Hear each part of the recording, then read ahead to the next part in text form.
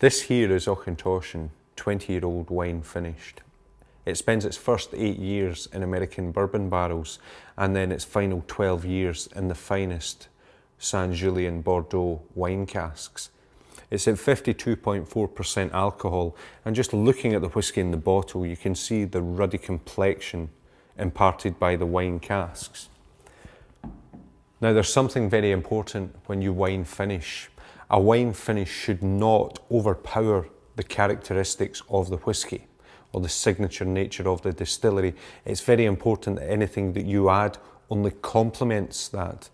So with Auchentoshan being the lightest of all the malt whiskies due to its triple distillation and unique methods, it's very, very important that when we introduce this to a wine cask for the second part of maturation, that this is not too heavy and doesn't dominate the spirit. We think at 20 years old, this is a perfect marriage and harmony between the first 8 years in the bourbon and the second finishing period of 12 years in the finest Limousin oak casks.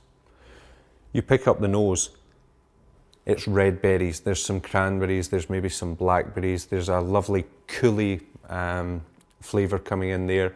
Just adding a splash of water to this will actually bring out the oakiness and some of the coconut flavours that are maybe perhaps hidden under here just by the slightly raised alcohol. But when you taste this, immediately you get a little bit of fire and pepper on the tongue. Then come the red fruits, and then a distinct drying that comes from Limousin oak. All in all, I think this is a marriage made in heaven.